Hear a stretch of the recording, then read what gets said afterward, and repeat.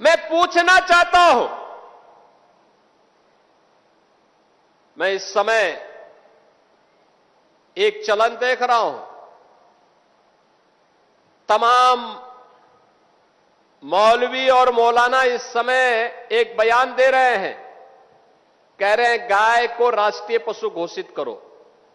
अबे हमने कहा कि गौ हमारी माता है, जन्म जन्मांतर का नाता है।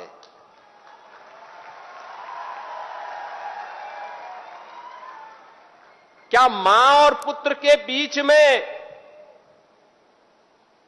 कुछ घोषित करने की आवश्यकता पड़ती है क्या? क्या किसी पुत्र को बताने की आवश्यकता पड़ती है कि तुम्हारी मां है, इसका सम्मान करो? ये हमारे संस्कार हैं। हमने अपनी मां के बारे में जो सम्मान का भाव रखते हैं वह भी, और हमने गाय को माता माना है, तो गाय तो हमारे लिए माता है, वो पशु नहीं। पशु तुम्हारी बुद्धि है जो तुम हमारी गौ माता को पशु बोलते हो। तुम्हारी सोच पशुवत है जो तुम गौ माता को पशु बोल रहे हो, और तुम्हारा ये दोगलापन है कि जो एक और गौकसी को प्रश्रय देते हो। मैं देख रहा था बकरीद में तमाम उनके चेले चपाटे अपने सोशल मीडिया हैंडल पर बकर ईद पर गौ माता का चित्र दिखा करके कह रहे थे कि बकर ईद की बधाई दे रहे थे। लेकिन मैं उनको बोलना चाहता हूं, यूपी में गौ हत्या का मतलब जान रहे हो ना क्या होगा? वो जान रहे हो?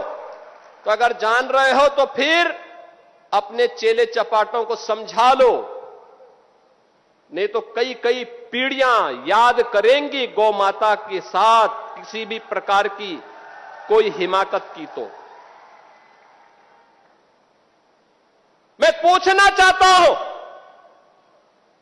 ये वही लोग हैं जो हमारी गौ माता को कह रहे हैं कि राष्ट्रीय पशु नहीं। अरे गौ माता तो स्वघोषित राष्ट्र माता है, उसको किसी को राष्ट्र माता घोषित करने की आवश्यकता नहीं। वैसे ही जैसे हमारी माता के बारे में किसी को परिचय देने की आवश्यकता नहीं पड़ती, जैसे गंगा माता के बारे में किसी को परिचय देने की आवश्यकता नहीं। हम सब गंगा माता की आरती करते हैं, गंगा पूजा करते हैं, अपने साथ गंगा पुत्र जोड़ करके अपने को सम्मानित महसूस करते हैं। हमारे तीर्थ मां गंगा के तट पर हैं, हमारे सारे संस्कार मां गंगा के तट पर संपन्न होते हैं।